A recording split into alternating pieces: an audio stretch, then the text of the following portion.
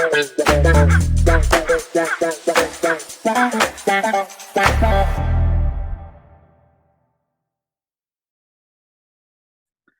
everyone. Welcome to another episode of Memalytics. Today, we have the pleasure of having Karim, very good friend of mine. Met him in Portugal during a World Cup analysis course, and I'll allow him to introduce himself.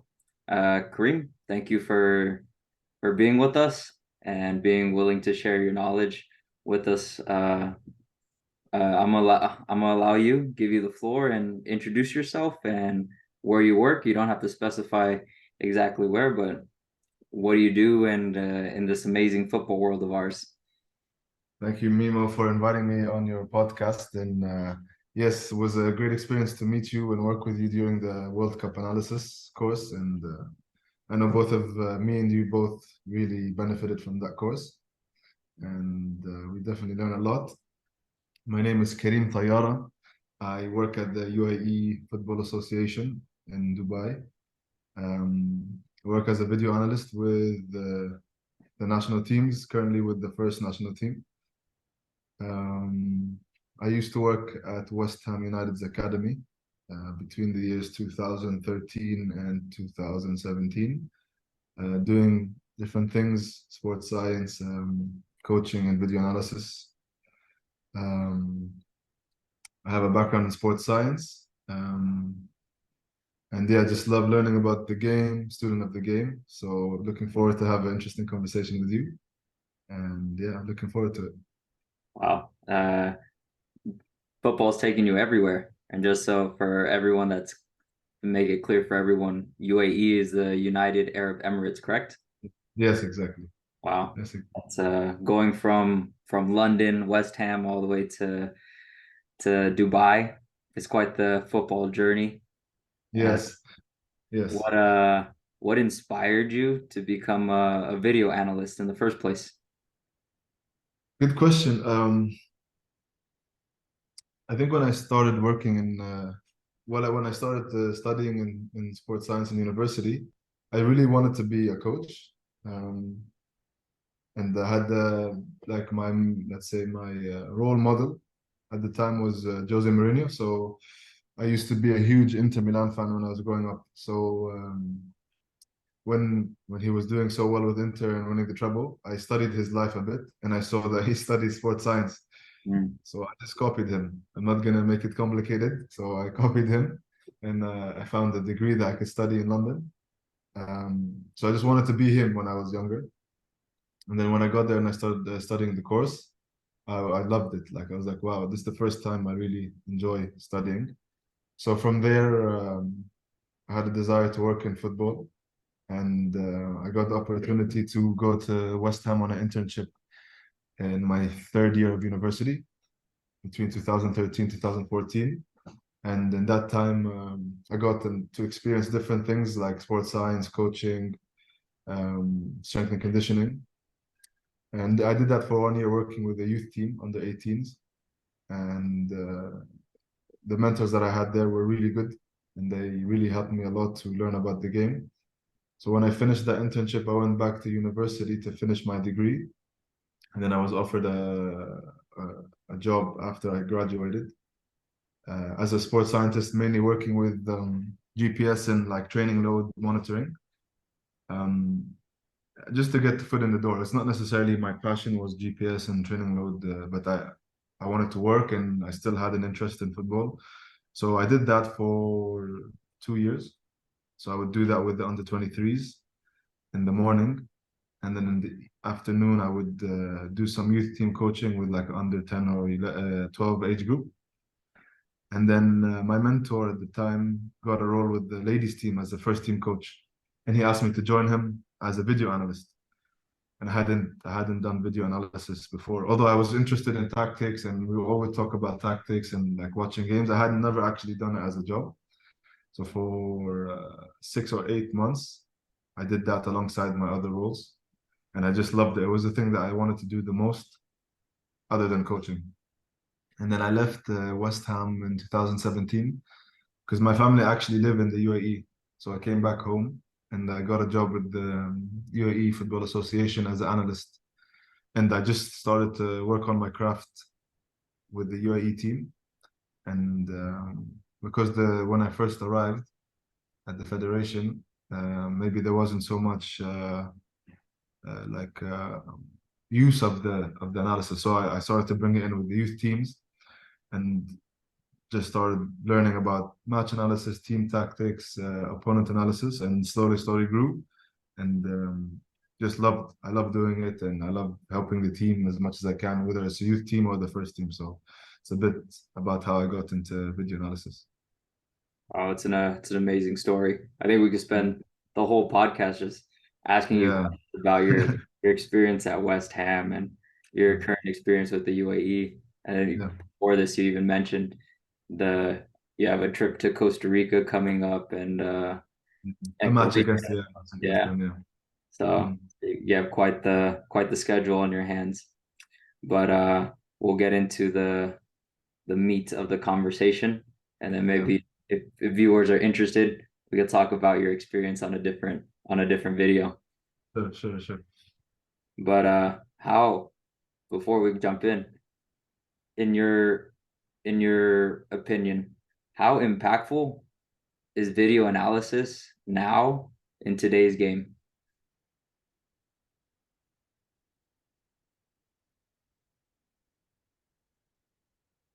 I think it's key. I think it's key, and I think all the best coaches in the world use it. Um, and they use it in a similar way. At the same time, each one has their own style. But in general, most coaches use it to improve their team, whether it's on an individual level or on a team level. They use it to as an extra training session for their team. So they review the match after the post-match analysis.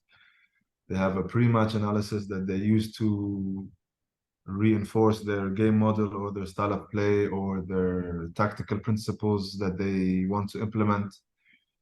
And it's across youth teams and first team. On an individual level, so much work can be done to develop a player, as you know. You know how important it is to provide insight to a player using video, where he can sit back and look back at what his decision was, whether it was the right one, whether there was a better one, what was he thinking. You can do so much work with the individual on that level. And then, of course, you can use it for scouting. You can use it to review players that you're looking to sign. And then, the upper hand as well when it comes to opponent analysis. If you can get up-to-date videos of opponent teams to analyze and figure out what they're trying to do and prevent what they're trying to do in terms of scoring and find ways to beat them by analyzing their defensive weaknesses. There's so many opportunities with video, and more coaches are using it, and analysts are becoming more than just the analyst. They're becoming now like an assistant coach. And that would be my advice to any young person who has a passion to become an analyst is don't look at it like you're just a guy behind the computer. Try look at it that you're an assistant coach that can help the team. So that's what I think the importance is, and the opportunities are looking endless at the moment, especially with all the new technology that's coming out. It's endless opportunities with video, in my opinion. Yeah, now we see all these video analysis, like you said, all these opportunities in clubs and teams Mhm. just to, like you said, it's like an assistant coach who Yes, who runs their own training session, not necessarily on the pitch. I yes, know a lot of coaches are driven to do on the pitch work, yes, but these training sessions off the pitch are probably just as much, if not more meaningful yeah, than sessions on the pitch as well. And I, 100%. it's a lot of value nowadays in video analysis, and especially what you do. Yeah, Uh, so the question is, before we even begin to describe what you do or how you do it, we yeah, have to agree what is tactical analysis. sure, What sure, is this term? So first, what is tactics, and then sure. what is the analysis of tactics? Yes, let's do it. Let's try find a common Yes. philosophy and definition. Um, Go ahead, you start. I'll try and I feel like you are better than me with definition, so I'm gonna give you the board to help me because, like I said to you before, sometimes a lot of my work is very implicit. Mhm.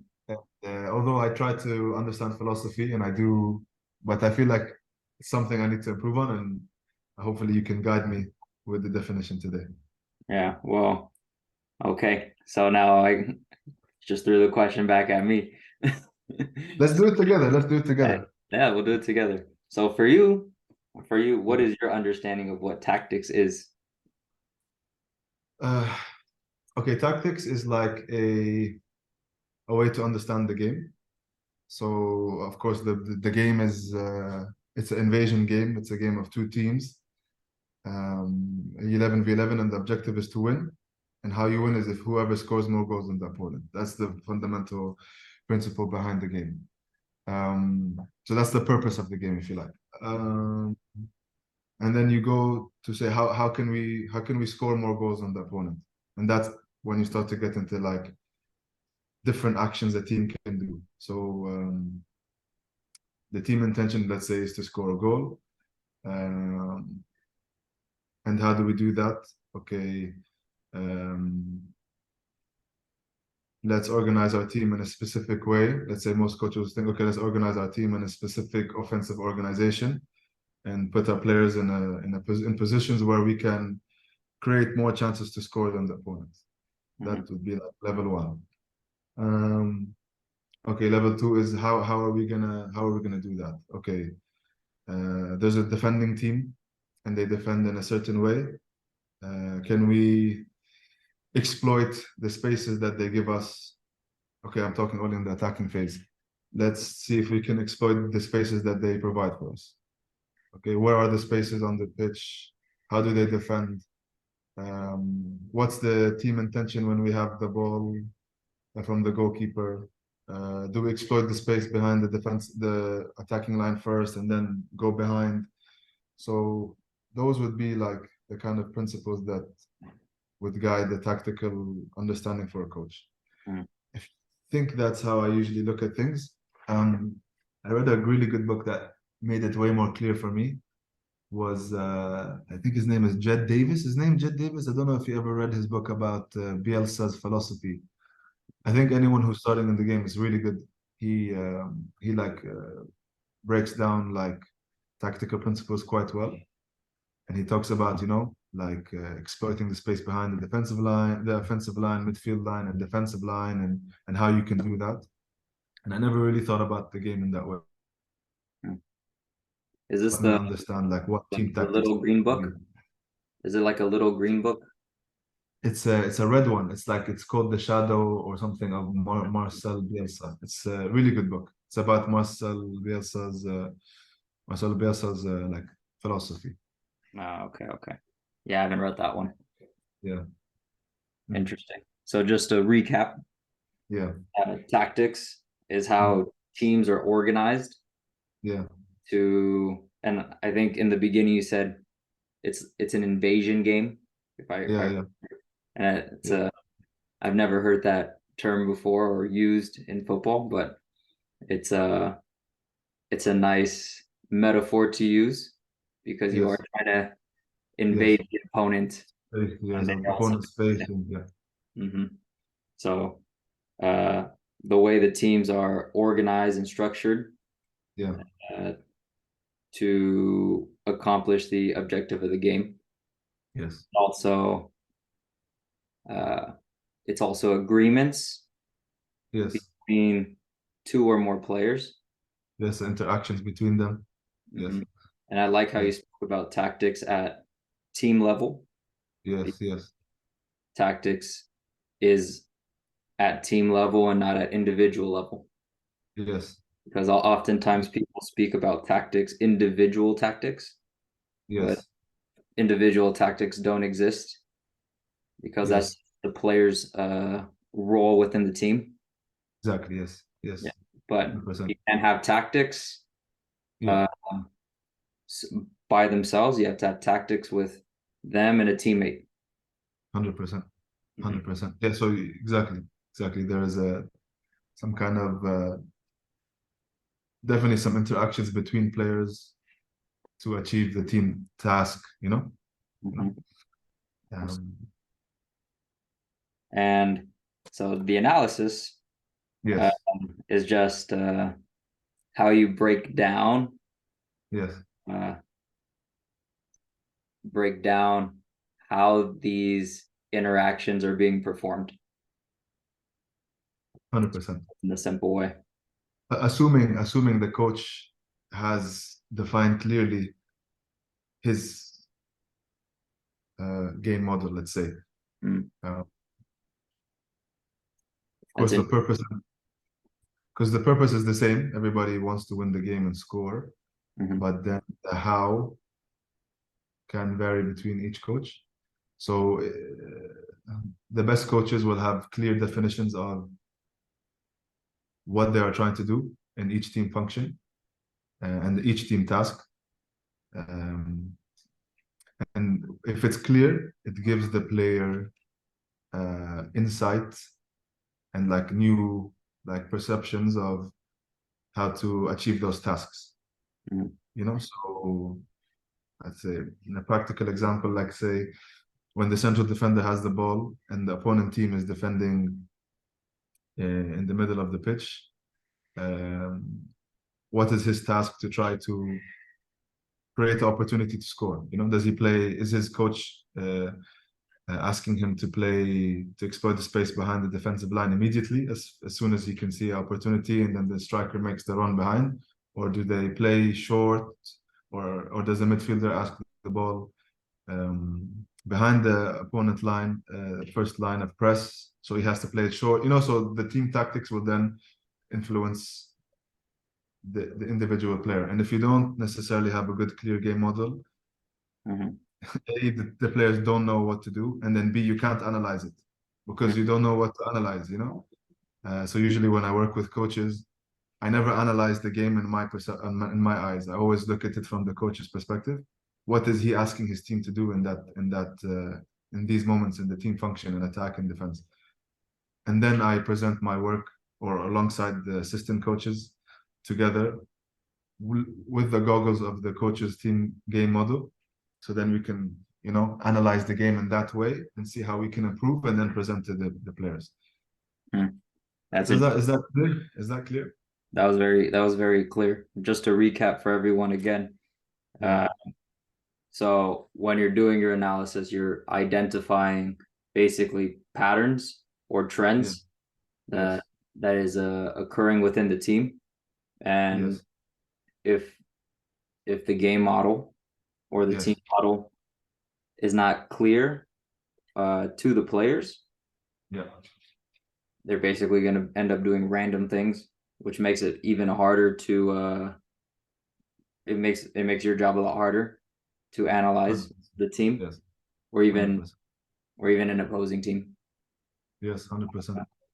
100%. Like for example, like let's keep it very simple. Like if a coach's team tactic, let's say at a simple level, is just to defend, to be a very organized team, compact, defend, prevent the opponent team from exploiting any space between the lines, and then play on the counter attack.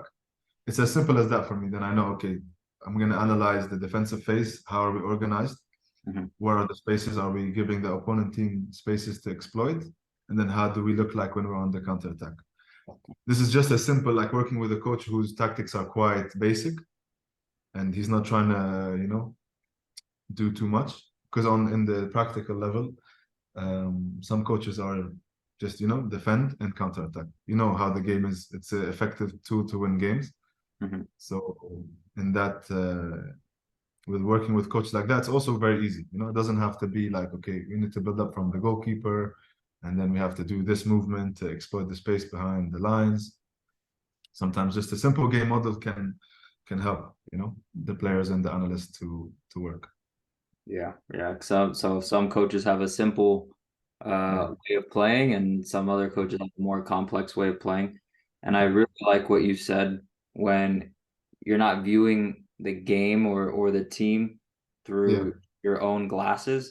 but No. the coach, the coach should, in an Yes. ideal environment, provide the glasses for 100%. for not only you but the entire coaching staff. Yes. 100%. That way, everyone 100%. is looking at the same thing, Yeah. and that there's this the same idea. Yes. Uh, that way, yeah, everyone is on the same page essentially. Because if Uh-huh. everyone's looking at the game through different glasses, you're gonna get, Yes. and I don't know how many you guys have on the coaching staff, maybe six, maybe 10, Yeah. etc. But imagine just four people viewing the game in four different ways. Yeah. It's very difficult to work then, Yes. because maybe Yes. the person A saw, and we're all looking at team function attacking, and person Yes. A sees something completely different than person B, and Yes. person C also. So then Yes. there's going to be no unity within the coaching staff. 100%. 100%. And then, of course, the more you work with your staff and your team as a coach and analyst, the coach analyst relationship or the coach assistant coach relationship will allow for discussions on, can we adapt? Can we find a new way? Can we find a better way to achieve the purpose of the game? So then the analyst can then, if he has a good relationship with the coach and the coach trusts him, he can suggest a new tactic, if you like.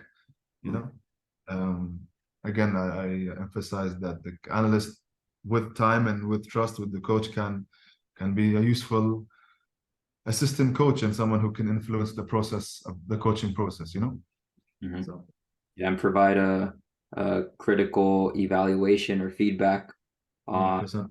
on the process of the coach. Yes. Mm-hmm. Yes. Yeah. And yeah.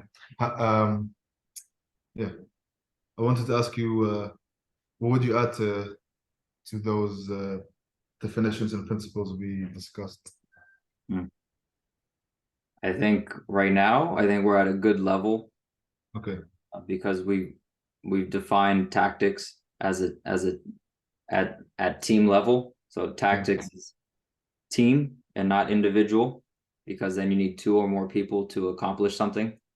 Oh, Yeah, because so at the end of the day, it's a team sport as well. yes. And analysis is how you break down, or how you're going to present, or see the game through a specific lens. Sure. Sure. and uh and then just the side things that you mentioned about working within a staff is everyone should have the same glasses. Sure. Everyone around the world has different styles of play Sure. depending on their players or depending Sure. on culture. Sure. And yeah, I mean, we all play the same sport, and however, we all view the game in hundreds and thousands of different ways, which is very interesting to me. uh, Yes. that there's no one set of objective glasses to view the game. But what's most important is, when working in a coaching staff, like you mentioned, that at least the coaching staff has to have a common Yes. way of viewing their, So, yes. yeah, or Yes. else it's going to be very impossible to implement any sort of structure. Yes. 100%. Mhm. So yeah, I think we're going in a good direction here. Okay. And also before we lose that important uh bullet point, is identifying patterns and trends within the team. And we'll go into that in more detail Okay. uh later. But so now, when you go about your work, so today we'll speak, because like you said, you mentioned you could analyze your own team, you Yeah. can analyze the opposing team, and Yes. you can use analysis for scouting players. Yes. Uh, so today we'll stick on your own team, analyzing your own team. And what are some starting points that you have to begin analyzing your team? Okay. I think whenever anyone asks me this, like certain coaches, or if there's like a coaching course, um, I go back to the same principles. It's like, okay, um, do we understand what the team function is in football? There are different team functions, attacking, defending, and the transitions. Okay, some coaches prefer just attacking and defending. So with the ball, without the ball. Other coaches define it as attacking, defensive transition, defending, offensive transition. So that's the starting point. Can we identify the different team functions and how they and when they are happening in the game? So is it clear for everybody? One is an attacking situation. It should be generally clear that one team has the ball, and the team has the ball is the team that's attacking. What's a defending situation? It's the opposite. Is that when the team doesn't have the ball and they're stopping the opponent team from scoring. And then the defensive transitions are the moment that they lose the ball and they have to recover to that defending situation.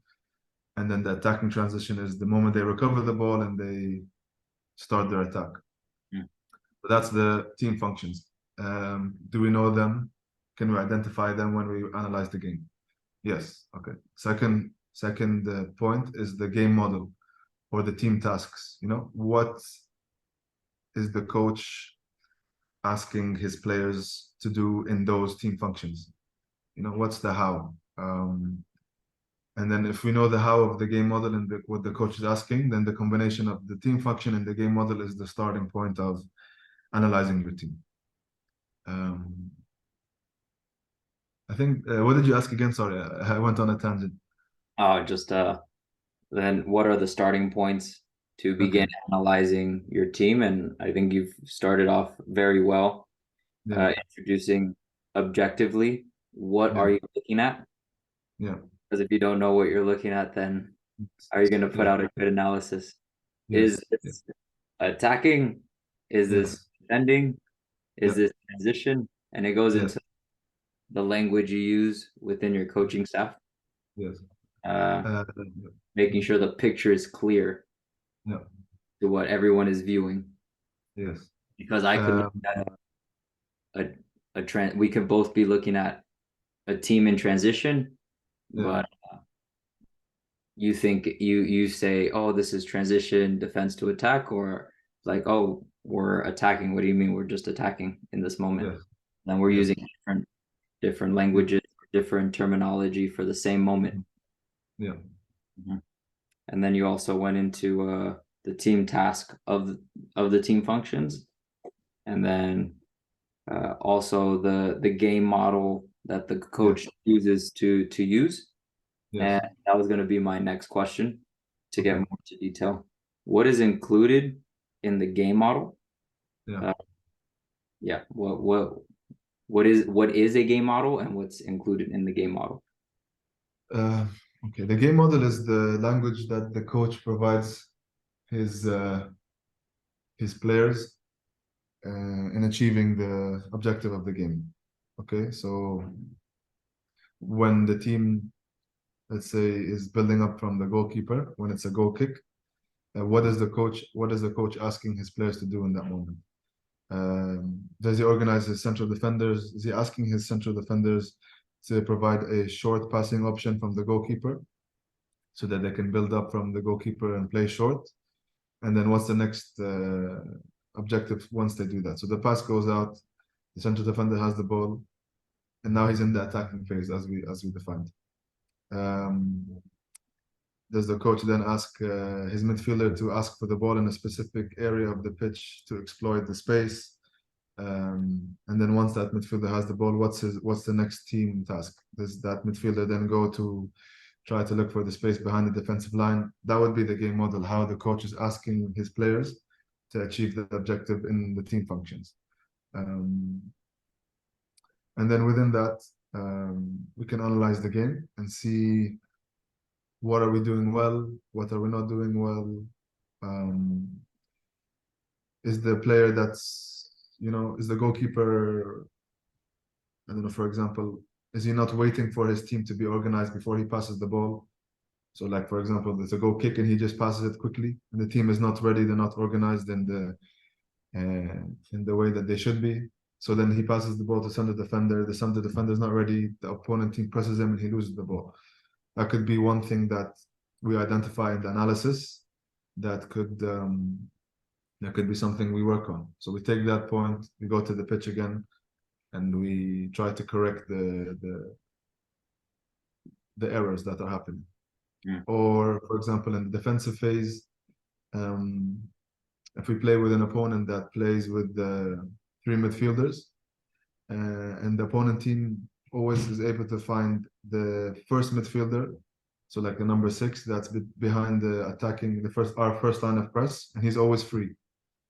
Okay, so our defensive structure is not working. He's always free and he's able to receive the ball and exploit the space. Okay, so now let's go back to the analysis. When we play against teams that have that organization, should we play in a way that every time he receives the ball, there's a player that's marking him? So then it helps us to define some kind of fluid defensive organization for different teams. Yeah. That could be another way that we use analysis to improve our defensive structure. Set pieces as well. Are we making mistakes in set pieces? In the defensive corner, do we concede a lot of goals? Why is our organization bad? Do we mark man to man and cause a lot of fouls in the box? Should we go to a zonal marking? Again, the video will allow us to reflect on our performances on the pitch and see how we can improve. Yeah. So yeah, very very good. Like I liked a lot of the things that you said. Well, going to the game model of the coach, which include the principles, like you said, and the principles and the intentions of the team, of what the team should be setting out to accomplish. Yes. And while they're playing, also what also is included, also the roles within, or the Yes. individual roles within Yes. within the team to help accomplish these intentions, these principles. Yes. Um, Also formation, Yes.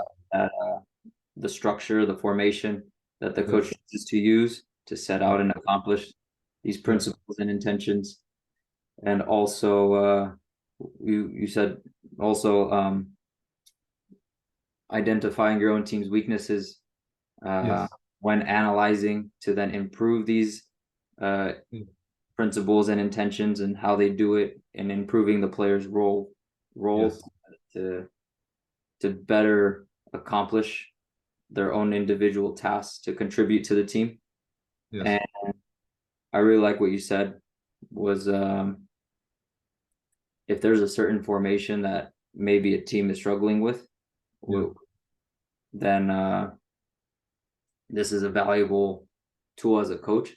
And even as a video analyst, you might be contributing in a huge way in terms of how the training is going to be structured for the week or the month. Because if you're going to face, if you're struggling maybe against a 1-3-5-2 formation, Yeah. the next three opponents are going to play 1-3-5-2, Yes. and you identify that, hey, we're struggling against 1-3-5-2, Yes. and so maybe you're now going to be the coach's right hand man for the Yes. entire month. Yes. It's a great point. And what you're basically saying is have identified things we need to work on, and how can we implement that into our training week or our microcycle or something like that. So then the analysis then becomes a tool to influence our training sessions throughout the week, throughout the month, against different opponents. So yeah, it's a really good point what you said, that the video is, again, can be the analysis of the video is the starting point for many coaches. Yeah, because there's no hiding in a video. No. Yeah, very Yeah. objective tool Yeah. to use. And And it's hard to remember actually what happens during the game. Like Hmm. if you're just a coach on the sideline, so many things are happening that if you didn't have the video to reflect, I don't know, I don't think I'd be able to remember exactly what happened, what was the mistakes, why, so the video isn't just another way to remember what happened in the game. Yeah, you'll just be guessing as a coach. I think I remember this. I think I remember that. Yes, But exactly. it could be completely uh your first impression might be Yes, completely wrong. yes. And then the Um, the the player can't really argue with you, yeah. or you can convince the player that look, this is what's happening. It's objective. You know, so Hmm. it's not your word with his word. It's like what actually is happening. So, Hmm. Yeah, I agree completely. mm, Um, so when analyzing, yeah, uh, obviously we can have patterns and trends yeah, in one match. Uh, yes. but how many matches do you need to be absolutely sure that something is occurring or a problem is happening within the team? It's a really good question. So the question is that what's the frequency of the number of times that this thing keeps happening so that it becomes a trend, basically? How many matches that do we need so that we can prove that this is something that keeps happening? Mhm. Uh, mm, I think in some cases, I can give you an example. We had a tournament recently with an age group um, with the youth team, and we had matches like back to back, like one day rest, back to back match, rest, match, rest, match. Um, and in those moments, you cannot wait 2, 3 games to correct something that you think might have just happened once or twice. Let's say, for example, that the distance between the central defenders is too close. So that when we are trying to attack and we try to pass the ball to each other, it's so easy for their striker to press us. Mhm. Okay, so say the central defender is only like 1 meter away from the other one, so that the moment that he passes the ball to the other one, it's so easy for the striker to press. Do we wait? Okay, another match. Let's see if it happens again, or do we make the third match? Let's see if it happens again. In certain circum contexts, like a tournament, you don't have time. So the first moment that you see it happening, you have to correct it in that moment. Okay, you see the video, you analyze the video, and you notice that you conceded 1 or 2 goals because the moment that the defender passed to his teammate, his other central defender, it's intercepted by the striker and it is a goal. So you have to correct it in that moment with the video because you might not have a training session to do it because you have to rest because you have a game day after, 2 days after, or one day after. So in the video room, in the analysis room, you talk about the time that the central defender was so close to his teammate. Okay, now in the match, you need to be further away to make it more difficult for the striker to press. That only happened in one game, but you corrected it immediately. So some circumstances you just have to do it immediately, and other ones you might have to take a couple of games. And usually it's defined by the fact that does this action that's happening causing us to concede goals? Even if it happens once and we conceded a goal because of it, we have to correct it in that moment, or we have to provide the feedback to the players to understand why. If it's something that's, let's say, not causing us to concede goals, for example, in the defensive phase, we might wait 2 or 3 games to see if it keeps happening. For example, how the striker is pressing their central defender. If he makes a mistake once or twice or 3 times in one game, but we still recover the ball, it might not be the main thing we focus on. It's like a secondary or not a primary thing we work on. So within the analysis of the team, you have to go with the most important things. And usually it's the chances that we have when we have to score and the moments that we have to stop us conceding goals. Does that make sense? So there is an order in what we select and what's most important in our analysis. Mhm. And within the context, within the time that you have with your players, of course, national team, you don't have that much time. So you have to make priority to certain things, especially in tournament contexts, which is what national teams usually are doing, friendly matches or tournaments, or preparing for a tournament. Mhm. I think that's a good reference to have as a coach. Yeah. Uh, how to prioritize because you can analyze and you can Mhm. analyze 100 different things and think everything is almost like a fire. There's Yeah. 100 different fires that you have to put out as a coach, but Yes. obviously some fires are bigger than others. So then Yeah. you have to prioritize which fire you have to put out. Yeah. And obviously 100%. the fire that you should prioritize is the one that's the biggest threat to the team. There you go. It can be just as simple as that, can be just as simple as that. And small changes in the team have a big effect, especially with young players who are very open and want to develop. Not saying that all the players are not, but effects made on youth teams have a big effect, usually. And it's clear that when I work with youth teams and I come and we play other youth teams that don't have analysts or don't use analysis, and say we play back-to-back friendly games with them, if we use analysis, we are superior than them in the fact that we have organized ourselves better for the next match. So youth teams and using analysis makes a big difference. Especially when it comes to improving the mistakes of the players and the team. It's really can make a big step. Small changes make big steps. And I've seen that many times.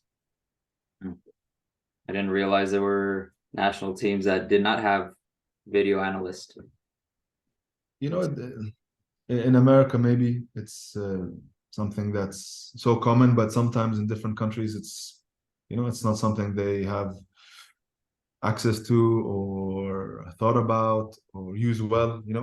Maybe they just record the game and then they don't have the tools to or the softwares to cut the game quickly or a clever analyst that can provide the coach with good feedback.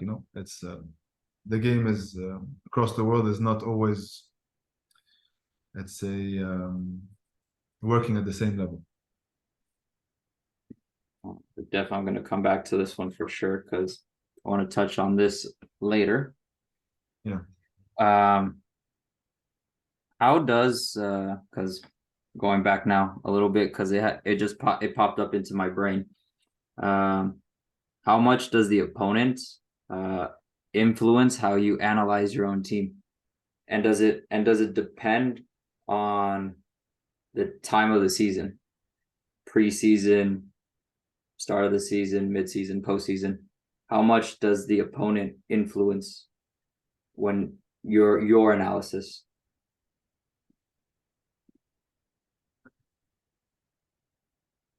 The opponent's tactics can either um, magnify your strengths or weaknesses. Mhm. So certain opponents will reveal certain things that you didn't know about your team. Um, if you've been playing, let's say, many games with teams that do not play direct or play long balls to their striker and win the second ball and then try and score, and you only played with teams that play short, let's say, and you do well against them because you have a good pressing organization and you know how to press and when to press and how to press, then your team looks good. But then, for example, say you come up against a team who are more physically better than you in terms of just like height. They have a taller striker than your central defender, and their team tactic is go long. Like we saw in Poland, the national team, they play Lewandowski long ball. Um, and then all of a sudden, your team looks like a bad team. They can't defend the long ball. They're conceding goals. The opponent striker is making a really difficult time for your central defenders. All of a sudden, now there's something you know about your team that you didn't know before.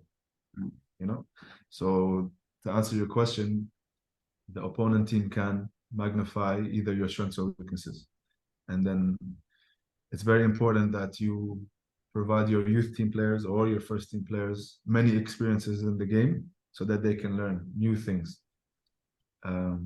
and then whatever is revealed in that process, you can work on. Of course, I don't think that analysts and coaches should just keep like random things, like work on random things. Like, okay, the team played a good long ball. Now the whole week we have to defend long balls. No, I don't think that would be a good idea. You still work within your game model and what's best for your team, but you might have to implement certain moments where, if the opponent is going to play long, you have to work on that for at least a session or part of a session to prepare your players for an opponent, or just giving them better tools to deal with those situations. Um, so that's when you get coaches, they do like unit work. They take the team's defensive line and they will only work on certain things that can happen in a game with a long ball or with shifting from side to side in the pitch. So coaches are understanding that there's a team, and then sometimes they split that team into units, and then they work with those units to give them those specific tasks. Um, each coach has his own way, and some ways are more effective than others, or. Yeah. But that's, I think, how coaches are trying to figure out how to provide a wholeness and then randomness at the same time. Yeah, more specific. Yeah. Um, yeah, I asked this because oftentimes, like you said, you might get an impulse, or you might overreact to one game. Like you play 7 matches, Yes. short passing teams, press, and then you get that one team that plays long passes, and then you totally switch Yeah. because of that one game. But then the Yes. next 4 games is short passes again. Yeah. So then Yes. that's why the other question I asked too kind of ties into how many games do you Mm. need, which it's an arbitrary number because it all depends. Um, but and then also the time of the season, the question Yeah. about Yeah. what time of the season do you prioritize more your team versus Yeah. or how when do you begin to allow the opposing team to Yes. influence your analysis? Yes. Like these are all things I wonder if these coaches or video analysis even consider. Like what Mhm. part of the season are we in? Okay. Yes. The preseason, probably the opponent should not even matter because we want to focus on us. Yes. Our game model. Yes. Once this is established, okay, Yeah. then what weaknesses are being exposed? Yes. What Yeah. formation is giving us trouble? What style of play is giving us trouble? Okay, Yes. now let's improve that weakness. Or Yes. how are the games lining up? How does Yes. how do these next 3 teams look like? Oh, okay, they Yes. play the same formation. Okay, Yes. so then we train like that, and then we're gonna prepare Yes. and strengthen those weaknesses. Yes. And that's you have a ginormous task in hand Yes. to Yes. prep all this. Yes. It's a really good point, and how you organize your training week and what principles you think you need to work on is, it's in itself is a huge discussion, and it's very, very important, and microcycle and how you organize each training session and why, and it's deep. It's a very, very deep subject, and it's can make or break your team how you organize your training weeks Yeah. and what to select. So I guess as the role of the analyst is to try and provide the most important things so that you reduce the noise of the coach. Does that make sense? Mm-hmm. It would be silly if you were to show the coach 1,000 clips of some random events that are happening. It's so difficult for the coach with all the pressure and all the decisions he has to make. Sometimes just the small important things are enough for him to make some decisions in the team that can make a small change but big difference. As I mentioned. So again, it comes down to the what's that word? The decisiveness or the discernment of the analyst to make, you know. Um, mhm.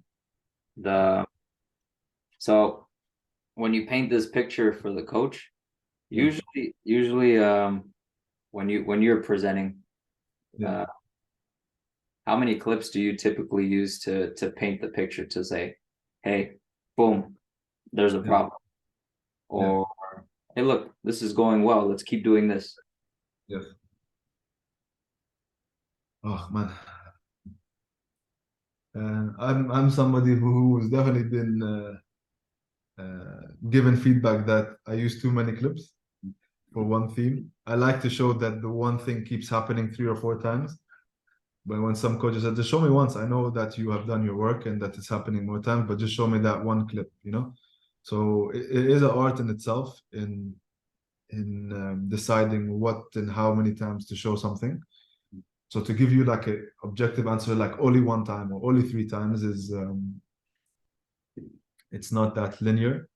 Um, Certain coaches don't mind that you keep showing them the same thing 3, 4 times, where other coaches is like, just show me once, you know, I know that it's happened many times, just keep showing me once. Um, Sometimes you can have 2 meetings. You can have this technical staff meeting and then the players meeting. So Mhm. within the technical staff meeting, let's say the analyst is working alongside the assistant coach, they may decide that for this good thing that's happening in our team, the thing we're doing with success, let's show it 3, 4 times. And let's show the thing that we're not doing so well, also 3, 4 times to the Mhm. technical staff. And then Mhm. the technical staff together will decide how many times they're going to show that to the player. Mhm. They might show it once or to the player and mention, okay, guys, this is happening many times, but this is the best clip we found to show that pattern happening. So I think 2 meetings are interesting. One bigger one with the technical staff, and then a summarized version of that with the players, making it only 15, maximum 15 minutes with the players, you know? So the time with the players has to be short because players will switch off, they will get bored. You know how it is. They are not coaches, they are players. They want to play, they don't want to sit in meeting rooms and listen and you know, of course they want to improve, but too much meetings isn't a good idea. Yeah, yeah, too much and too long. I think Too that's a long. very good point. Um, because I don't want to speak in general, because oftentimes coaches do go to the extreme and Yeah. put the whole match on for the player sometimes, and then they stop it. Yes. And Yes. after the first 10 minutes, Yes. the players are checked out, which is why it's Yes. 100%. very important for you if you're gonna use video as a tool to help your players. You have to do all your homework beforehand and come prepared Yes. to the team meeting. Yeah. And Yes. if you want to improve as a coach, this is crucial in terms of Yes. the coach's own development to be willing Yes. to put the time in. And I know, especially a lot of youth coaches, because we have a lot of youth coaches who work by themselves, so it's very hard. But if this is Yeah. what they want to improve on, Yeah. then they have to spend the time to break down the film, to find these Yeah. patterns, Yes. to make that decision on, okay, how many clips do I need? Yes. How long should the clips be? And Yes. are my clips speaking for themselves? Sure. Sure. Which is Sure. something you were Sure. alluding to. And Yes. And depends on the audience, huh? 100%. And to add to that, I think the new technology, especially when it comes to like telestration, like you know, the drawing Mhm. on the video, um, if an analyst can have access to that, it makes it so much easier for the team and the coaches to highlight for the coach to highlight what he wants to show. So by adding a spotlight on a player or certain lines or any drawing that can emphasize what's happening in that video makes it so much easier for the players to recall what happened. I think they even have done There's some publications out there, some scientific publications of two groups. One was given, I think it was set pieces. One group was given a set piece without the illustration, without the drawing. So maybe the drawing had like, okay, the number of players that are attacking the ball, number of headers. So if the opponent team comes with 5 or 6 players, if there was illustration or something like that, versus if there wasn't, players had better memory of recalling what happened in that clip. Mm. So now we know that players, with the use of illustration, with the use of drawing on the video to highlight what's happening, players can easily recall what's going on. So if you can add that, sometimes the coach doesn't need to speak.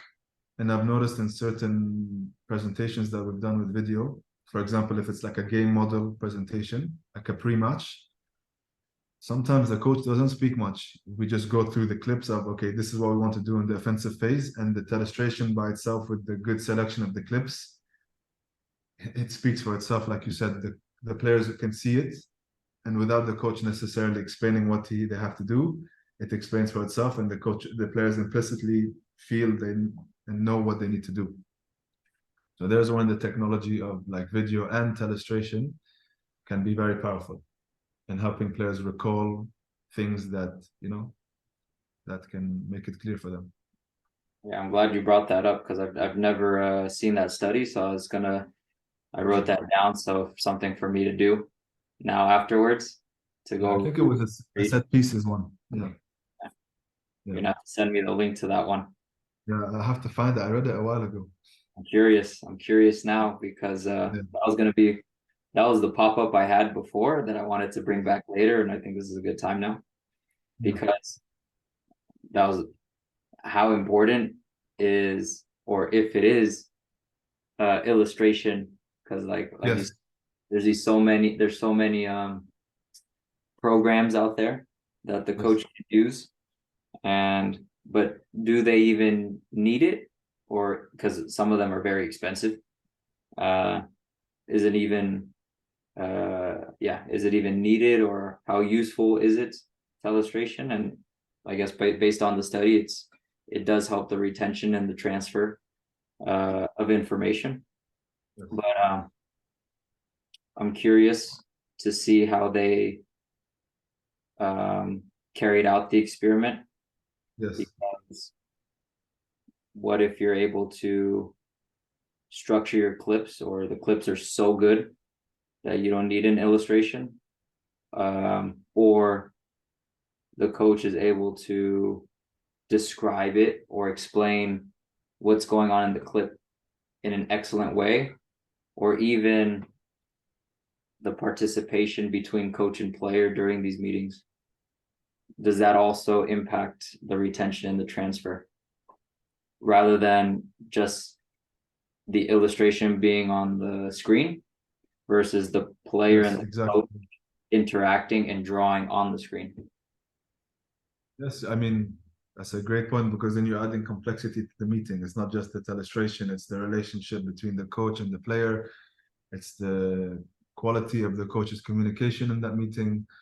It's the participation of the players within that meeting or within that video analysis meeting. All of these things are very, very important, and you can't measure every variable and say, okay, because we did this and this and this is the reason why. But purely based on looking like an isolated thing, like illustration, subjectively and anecdotally from my experience, coaches react better to it, just like anecdotally. Oh, that's okay, that looks much better. And players also react much better to it and understanding what needs to be highlighted. So again, if you look at isolated things, it's a reductionist approach, but there is insight in there, and that the quality of the clip plus highlighting what's happening in the clip simply can improve the player's perception on what's happening, because like you said, sometimes in one clip, there's so many things that are going on that, if there was no coach to explain it without the drawing as well, maybe the player is looking at something else, or the same player, two players are looking at two different things. So sometimes it's good to to give them goggles as well, like you said. Mm. And that's something I was reflecting on too. Yeah, These illustrations create selective perception, kind of selective like perception. how a tactical principle or team intention does for players on the Yeah. pitch. So Yes, now you're giving them, the illustration is a what it's doing is uh, it's showing a tactical principle. That's really what it's doing. If you use it well, you know. Mhm. Yeah, and it's yeah. So now I can see how the retention is even stronger because of the Yeah. selective perception. Because now you're Yes. not now the brain doesn't have to work as hard to prioritize Yeah. information. It's already there, and they can immediately focus all their attention there. So very Yes. good point to the illustration. Um, which also now I'm gonna segue to a different part because earlier you mentioned that you worked with Yeah. data, and data has been a big influence in team analysis in recent years. Yeah. How much does data Mm. really influence the team analysis?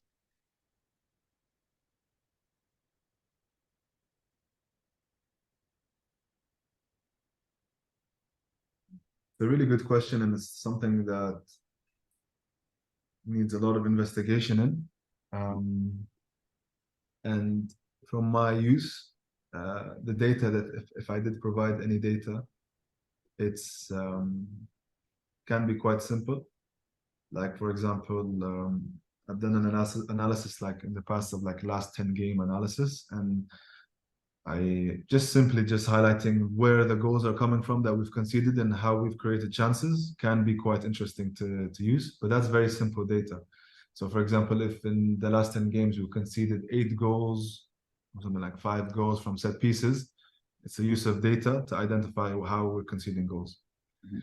Okay, these days with the use of like big data, analysts and data analysts are influencing the team through that. So they're using um, like let's say if they have 2 players in one team, which player is more effective than the other? Like 2 right backs in one team.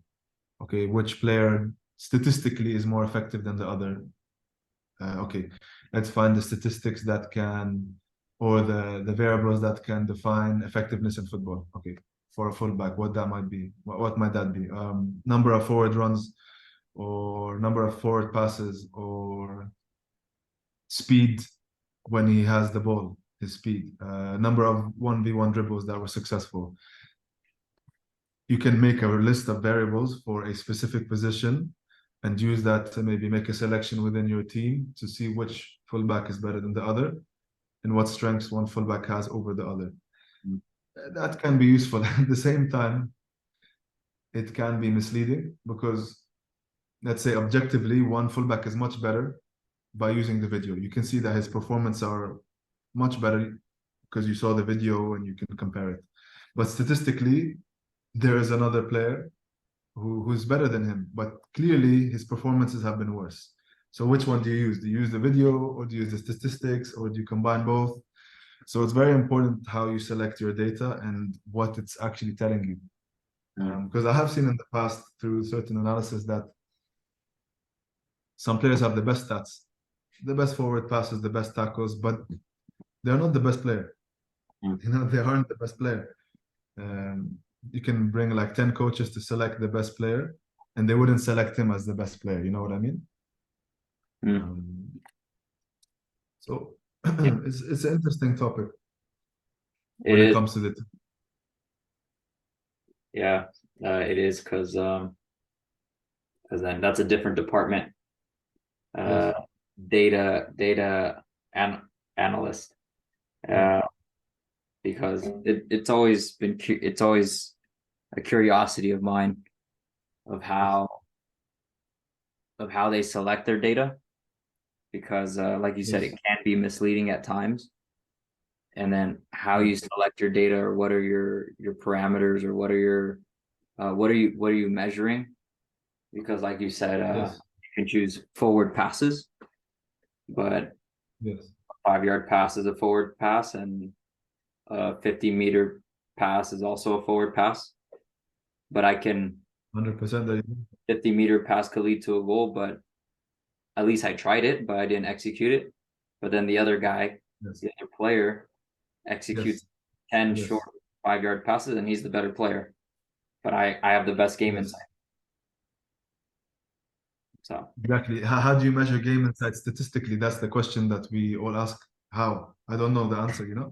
How do you measure a player's game intelligence and game insight statistically? It's not, for me, it hasn't been clear yet. You know? I'm sure people are doing it really well, and these data analysts and scientists probably have good algorithms, especially when it comes to recruitment, to identify the best player for their team. But I don't know. I haven't necessarily figured out that answer yet.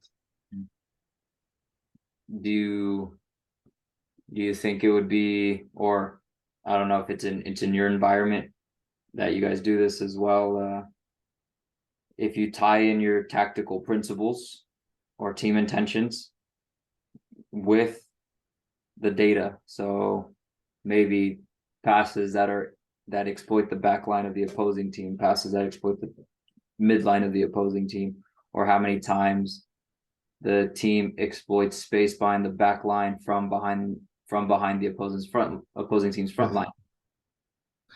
Here we go again with the question is like you are extracting that data in the context of the game. So there's the important point. You should only extract data within the context of the game. You know what I mean? So random data, like just forward passes, is a bit of a random thing because it doesn't explain the game. You know, so if, like you said, okay, let's analyze our team with video first.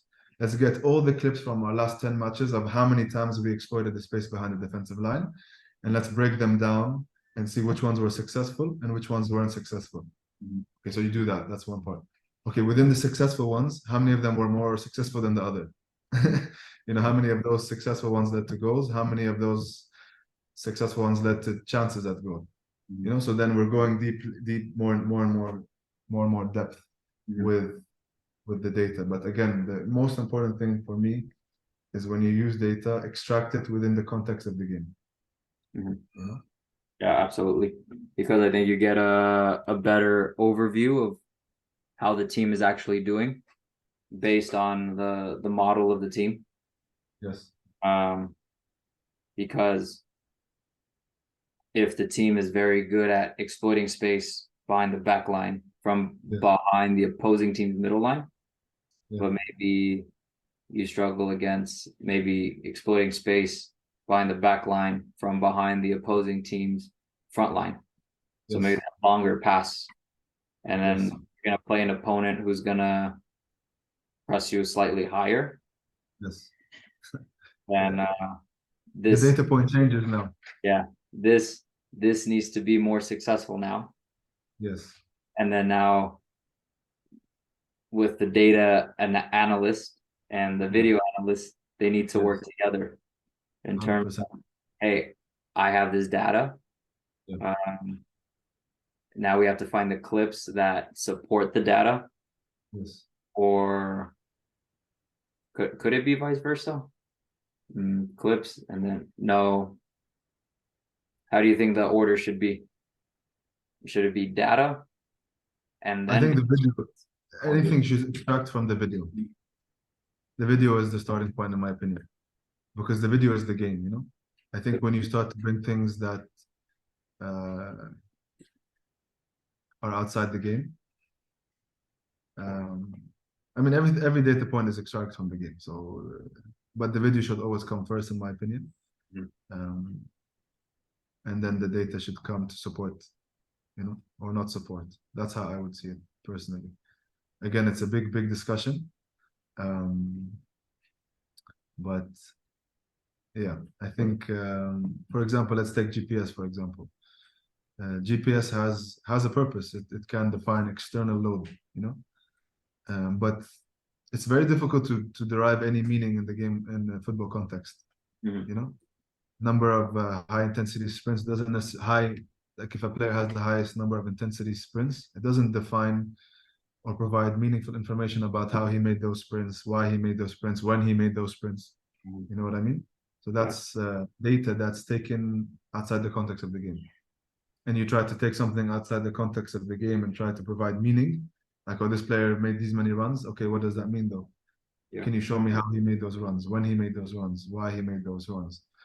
So again, it comes back down to the always looking at the game first. It's the starting point, you know? Yeah. Because That's it. yeah, because when GPS first came out and it became public, so people Yeah, could buy their own GPS yeah, systems, monitors, and that they could put it on their own players, especially in youth football. yeah, Uh, it was almost like a new video game for yes, coaches and players. Like, oh, who sprinted the fastest, or who sprinted the most, yes, or we're not yes, sprinting enough.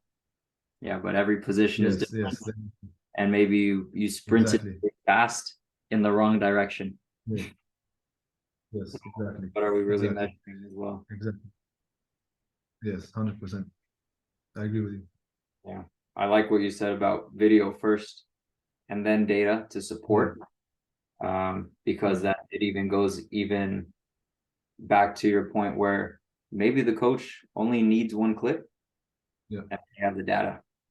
yes, This is the best clip, or even when you're presenting to the team, guys, this is the best clip I found.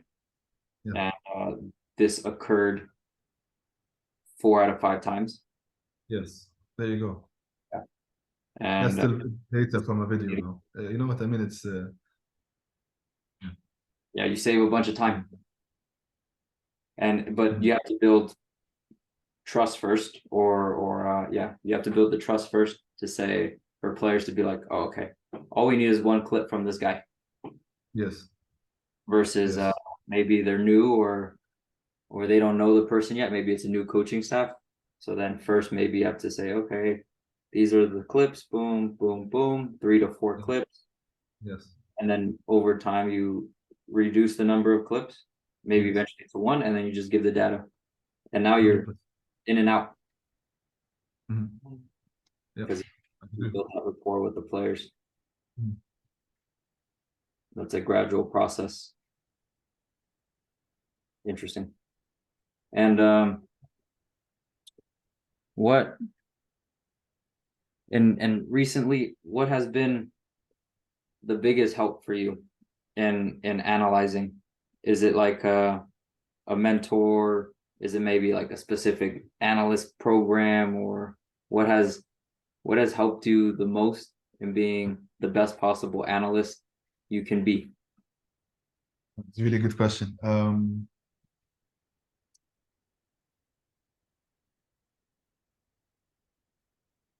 I think I always say this to anyone who asks me a similar question.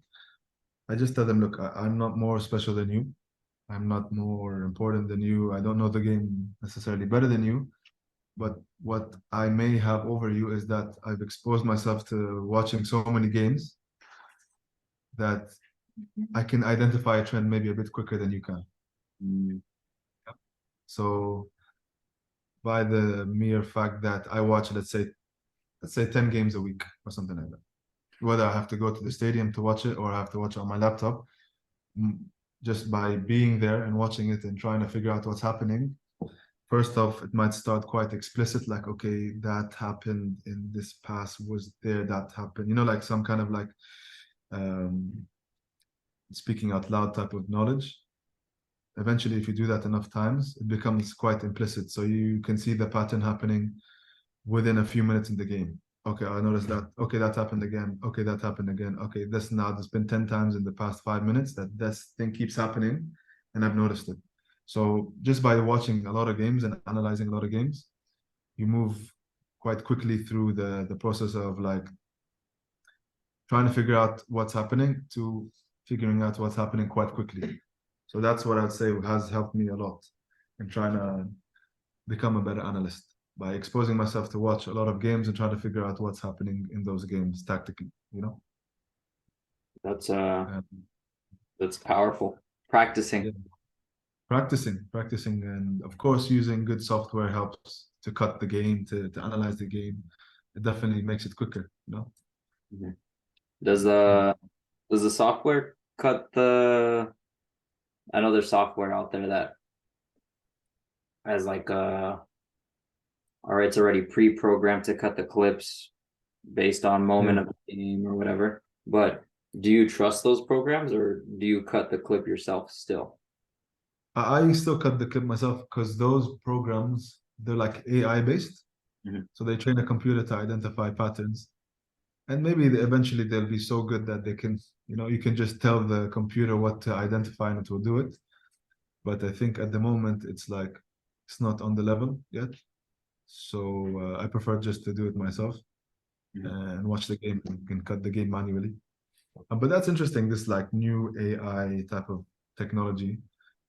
Is it going to take over the work of the analyst or not? I don't know. Hopefully not, so we can keep a job in football. But um, things are moving quite quickly in that field for sure.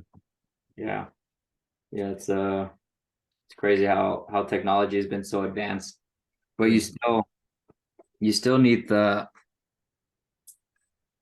you still need the perspective of the person. the human, yeah, Yeah. Because the computer doesn't know what you want. It only can assume exactly. what you want. Yes, And at the end of the yes, day, maybe you're not satisfied with what the computer selected. yeah, So I yeah, also agree. Because then you need a specific time frame yeah, to show or different camera angle. Oh, that's another yeah, thing. How many that's just another pop-up. How yeah. many camera angles do you Um, typically use? on a match day, I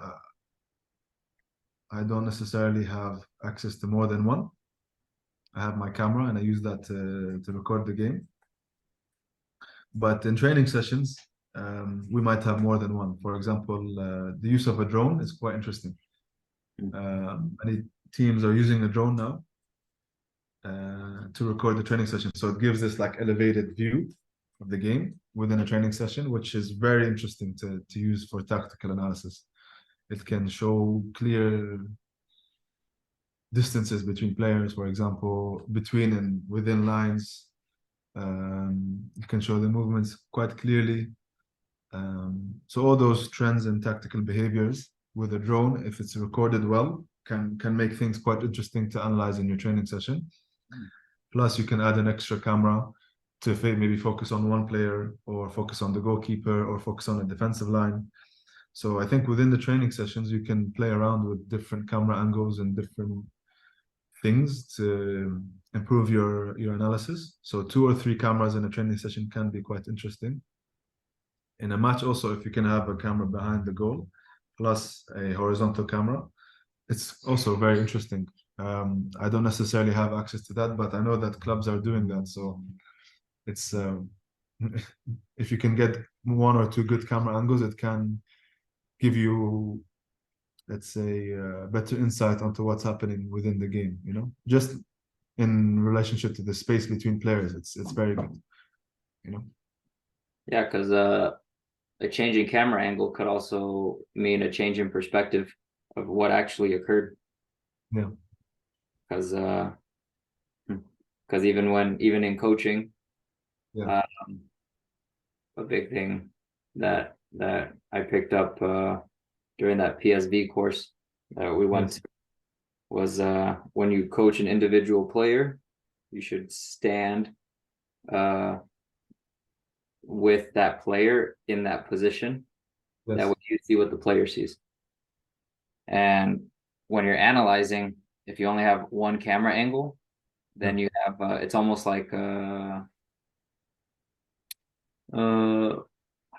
yeah, you only have one perspective of that because now let's say you're on the right side of the pitch and the left side of the pitch is super far away.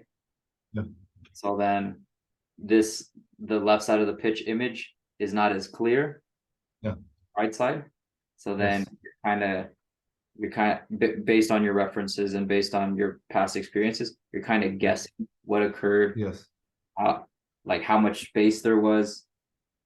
So it's interesting how the amount of tools you have at your disposal, or the limited amount of Sure, tools could determine the sure, quality of your sure, sure, analysis. sure, 100%. You do your best that you can, with what you have. I think what you said about standing next to the player as a coach is key because then you can try to see what he saw. You know what I mean? And if you have a camera angle that's a bit far away, you don't exactly know how much space he had when he received the ball. And then if there was a player pressuring him, how fast was that player coming? Did it make it hard for him to do the thing that you asked? The experience of the player is so unique that he can only understand it. And as a coach, you have to try your best to put yourself in their shoes. And sometimes video angles, like you said, can be helpful or can make it still not give you the clear picture of what's actually happening for that player. Yeah, So it's always good to listen to the player and figure out what he was trying to do in that situation. yeah, yeah. Always the conversation Yeah. with players always the most powerful, especially with Mm. individual analysis. Um, Yeah. but the zoomed out camera angle always best for the team, but then the zoomed in camera angle 100%. is so important for the individual player. Sure. But they do need both because then you get the whole picture. But then the zoomed in gives you more Sure. information, maybe their technique. Yes. That could even be a whole different discussion as well in terms of individual analysis. Yeah. Yeah, because yeah, we could save that for another day. Because team Yeah. analysis Yeah. is already a 100%. lot in itself, Yeah. Yeah. because we've already covered so much. Mm. Um, but no, I think to summarize, or I'm gonna try to summarize everything we spoke about. Um, Important to have an objective starting point as a staff Sure. in terms of how you view the Yeah. game, and because if you don't have that, then what are you analyzing? So make sure your staff has the same glasses, and you should prioritize your team and not so much worry about the influence of the opponent until the team model or the Mm. game model has been established, and then we can start to see how the opponent influences and exposes weaknesses within our team. Um, Illustration is very powerful for selective perception, Yes. and based on the study that you referenced, it has a good retention and transfer rate Mm. in terms of the memory of the player and the understanding Yeah. of the player. Um, and Mm. also data should support video and not the other Yes. way around. The video should speak Yes. for itself, Yes. and then the data Yeah. only helps it even more to give it more meaning. I 100%. think that is a whole recap of a lot of the things that we spoke about in Yes. the last 90 minutes. Um, Yeah. are you Excellent summary, have any by the way. final Really thoughts? good. I can tell you were really listening. No, I just think you did a really good job. I mean, your conversation and communication skills and your listening skills are really good. So I'm sure that you were able to, many conversations that you're gonna have in your podcast, you'll learn a lot just because you're a really good listener and like you can feed back to the speaker what he said in a simple way and make meaning out of it. So I really enjoyed it, and you've done a great job for in this podcast. To be honest, I had a great time. Appreciate it. And that was gonna be my final question. How was this Yeah, conversation for you? And yeah, it was great. It was great. Um, it's good to explain things that maybe you just know implicitly, to try and speak about them um, and try to explain them in language and organize your thoughts. So it's for me it was good in that sense, and I hope that your listeners can take a few things from this conversation and can benefit them. yeah, the last point I forgot to mention was identify the biggest. Don't worry about the hundreds of fires that are going on in your team, but focus on the Yes. big threat to your team. And that was the other Mm. point. And a pop up I had was maybe we can even for the ones watching, maybe it would also be helpful to see how you analyze a game, or maybe show examples. You don't have to use your own team. We could use a random team, and you can, because like you said, once you practice, you become so good at Yes. identifying the patterns so fast. Yeah. I'd be I'd be interested to see, uh, not only for myself but also to give those watching a more practical example, because sometimes it's very hard to follow along, and people have to Yes. rewatch it again and again, and Yes. but when they see it in practice, they're like, Yes. oh, I see, that makes sense. Maybe that's something we can do in the future. Sure. Sure. That'll be. We can go through a game together if you like, or a few clips together, and try and identify what's happening. If any listener is listening now, I have a website that has a lot of analysis on there. Um, I think it's called ktcoach.wordpress.com.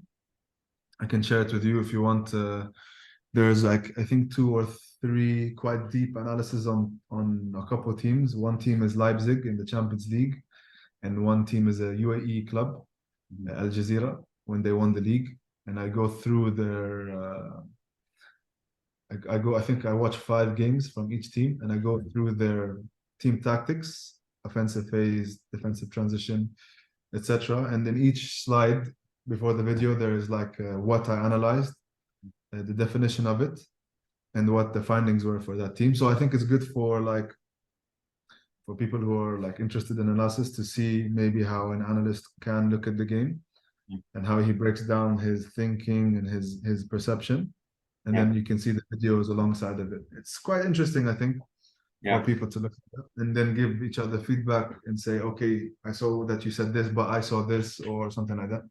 yeah. So Just seeing I can share. how you present it is very powerful. So for people to see how you present something, Yes, be so crucial, because yes, sometimes people understand, but then they don't know how to go about doing yes, the doing what they know, or yeah, yeah, they understand video analysis, but then how do you do it, or how do you yeah, present it? yeah. So that would be yeah, send me the link. I I will will send it to you. I will put your website in the description. I'll tag Perfect. it everywhere, and I hope it brings your website views up even more too. Yeah, hopefully, hopefully. I'll, And yeah, I'll even let's continue this conversation, Mimo. I really enjoyed it. Um, and how about you? How did you find it? What are your thoughts? it's very it's very it's a breath of fresh air, Yeah. hearing a different perspective, or even, let me rewind that. It's very interesting to hear the like someone who has expertise in an area, and me trying to extrapolate as many objective references I can possibly find. That way, we can create a tool for coaches to use, and Interesting. that's the whole idea behind these podcasts as well, is to have several conversations, Yes. especially with people who are experts, who are actually doing, uh, actually practicing what they're Yeah. talking about, Yes. in a, even in a it doesn't matter what environment, professional environment, youth environment, whatever it may be, Yeah. because everyone has something that they can share. Everyone has something that they can teach people, and Yes. it's good. It's nice to give sometimes, or it's always good to give someone a voice that they can share with the world, and Yeah. that's, hopefully we can reach several people, and that way they hear you and they hear your knowledge, and yeah, we just help as many people as we can. That's the whole point of this, and that's what I like, having these conversations. it's always nice to catch up with friends as well. Yeah. You have to make a trip to Dubai soon, hopefully. Oh, I I I'll be more than happy to. That's Yeah. believe me, you tell me when, and I would love to go visit the federation. Yes. Yes, So for sure. For sure. yeah, just so the viewers know, we will have you back on because we still have Yeah. two more topics to discuss and possibly a practical examples of possibly three more videos with you. So this is not the last time they're going to see you. So it's a nice something to look forward to. Yeah. But Yeah. Kareem, thank you so Yes. much for your time and best of luck to you in Croatia and in Thank you Costa so much. Thank you so much. You too, and loved having this conversation with you, and looking forward to the next one. And yeah, we'll speak soon. We'll speak soon. Absolutely. You take care, man. Thank See you you. so See much. you. Thank you. Thank you. Ciao.